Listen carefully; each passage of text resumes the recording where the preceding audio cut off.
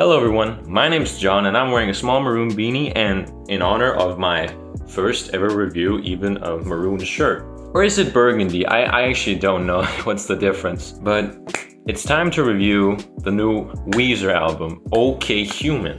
I'm not sure what the relation to OK Computer is by Radiohead. From what I could read, this album is inspired by Pet Sounds by the Beach Boys, and I don't know, that worried me and also excited me at the same time. But this in general is just a quarantine produced album. We're getting Van Weezer, which was scheduled to release last year, but now it's releasing later this year. So we are on the first of two Weezer records in 2021, which is a treat. Before I jump into this review, I just want to tell you that I have yet to listen to a full-length Weezer record. Yes. I may be very interested in music and the whole community, but I have not heard a full Weezer album. I heard some of Blue Album, but I didn't make it all the way through. Now, you might see me as an uncultured swine for not having listened to a lot of Weezer, but I see it as an opportunity to be open-minded about this record. So let's start off with track 1, shall we? All my favorite songs are slow and sad. I heard All My Favorite Songs as the single that was released, so I already knew this song going to the track, and I must say it opens it all perfectly, to be honest. All My Favorite Songs is like, it deals with being sad and depressed even. Frontman Rivers sings about conflicting emotions, wanting to party, falling in love with people who hate him, stuff like that. You'd maybe think it was obnoxious to just boast all my favorite songs are slow and sad. I don't know, it just works somehow. Because it's such a happy sounding tune, but then boasting these conflicting lyrics, which is a contradiction in and of itself, as he's speaking about in this track. I mean, production wise, it's just crisp. The strings sound amazing and the instrumentation just overall, it's definitely the right opening track. I can't imagine any other song actually opening this. Oh my God, what's happening to me? Alugo B. I did not like this song at first listen. At most point, it reminded me of like Vessel era 21 Pilots, but in a bad way. Like, Vessel is good, but they took just everything I didn't like about it and put it on Alugo B. I guess it's grown on me, at least the choruses and stuff. There's like the ending bridge.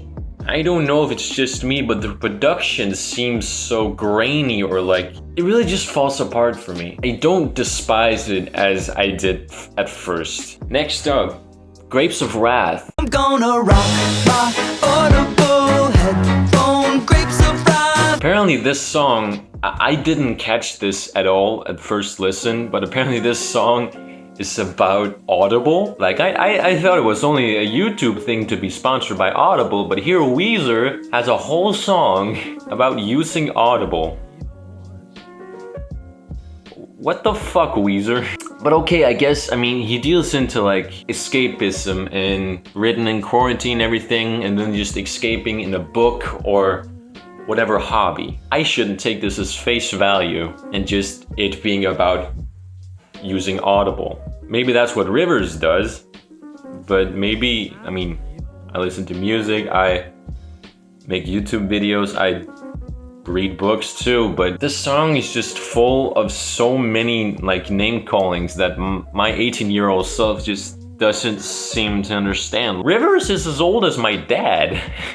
You know, I guess all these, if it wasn't for Genius.com, all these references, I wouldn't have known this was about Audible in that sense. This album is just a grower. I mean, at first some of these were just, I wouldn't say garbage, but just not for me, you know? I can definitely appreciate the stuff that they're doing on here. But now that I've listened to it like a lot, I've listened to it fully attentively, I've listened to it in the background, I've listened to it on a walk, I've listened to it every way possible. I've learned to appreciate what they do in these tracks more and more.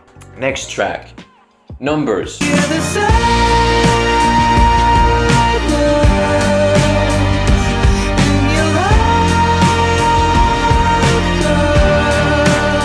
I'll just go out and say it. Numbers is my favorite song on this whole album. I mean, it's just phenomenal. The message is pretty clear. I mean, the message, numbers control you, numbers out to get you. You know, social media or whatever.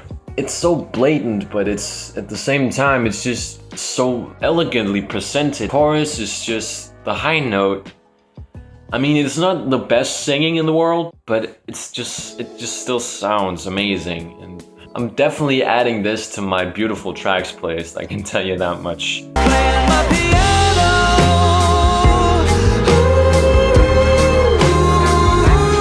Playing my piano, it's what I like to dub COVID blues. And oh boy, I mean, I enjoy it, to be honest. And was it necessary to have these weird references? Maybe it's just me. The lyrics are still great, to be honest. Just beside that one Zoom line, I guess. And I'm kind of disappointed. Like it's called Playing My Piano, but there's very little piano in this track. But it would almost be too on the nose to just have a full-on piano track called Playing My Piano, wouldn't it?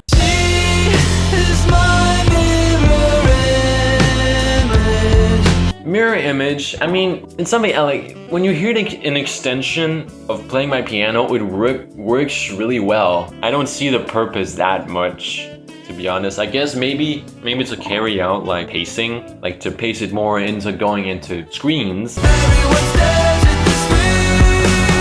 And Screens is another social media critique, another song dealing with quarantine and everyone staring at the screens. Really, I think Numbers conveys this message much better than Screens does. But I still enjoy Screens, don't get me wrong. And I mean, he sings the word memes. He says memes in the track. I mean, come on. There is a sound file out there just ready for streaming of Rivers saying the word memes. And also Blackpink, but I'm just a bird with a broken wing, but still have a song to sing. Bird with a Broken Wing. It's the longest song of the record, and the first listen, oh boy, I did not like this. I thought it was boring as all shit. And I still think it's one of the weaker songs on this, but it's come to grow on me more and more. And it's trying too hard to be emotional, whereas Numbers just does it effortless. I keep comparing everything to Numbers. I'm sorry about that, but I just love Numbers, okay? Bird, I mean, nah. Next track.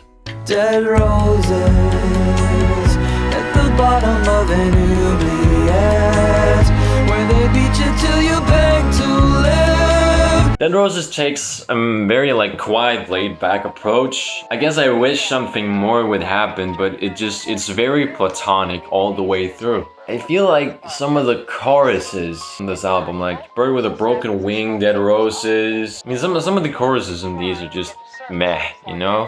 Here comes the rain, oh, it's gonna wash all my troubles away. Here Comes the Rain. I really don't have much to say about Here Comes the Rain. It's not bad, but it's not good either. It's just okay, and I don't have much more to say about it. Now I'm sinking in the Brea Tar Pits. I don't want to die, 'cause there's still so much to give. I think La Brea Tar Pits is a great way to just fade out this record. It doesn't necessarily go out with a bang, but it's a nice just pacing down, a nice slow descent into exiting this record. I think it works really well. And yeah, I mean, it's just an absolute bliss to listen to. Like, it's so serene in a way, you know, it's calming. I'm just glad that this record ended on a positive note. I don't know what's wrong with me. So in conclusion, OK Human is just one hell of a mixed bag. With like, there's really high moments. There are also some just like low, very platonic moments. And at no point does it really become bad per se, but I don't think it will be returning to these tracks individually. Like, if I'm gonna listen to any of these songs, it's gonna be in the context of listening to the whole album. Besides maybe Numbers and all my favorite songs. And I mean, La Brea Tar Pits has after the fact really grown on me. I mean, it's one of my favorites now. Again, I don't have much to compare it to, like in Weezer's catalog, because I am an uncultured swine who has not listened to any other Weezer records. I mean, I can definitely feel that this was made in quarantine, like not only from the lyrics, but just it feels very simplistic to me, and I know maybe that sounds a bit bold. I have read how the critics really compliment the production. Yeah, in some places the production is really well, but is it really that good? I don't know. But of course, I could just say that it's quarantine's fault that I don't think the production excels, but I mean, Fetch the Bolt Cutters was made during quarantine. I'm gonna give this like a 6.5 or something like that. I think it's growing on me more and more. I'm gonna give this a 7. A 7 out of 10. And I'm not just gonna do it like Ventano does and say, I'm feeling a strong 6 to a light 7. No.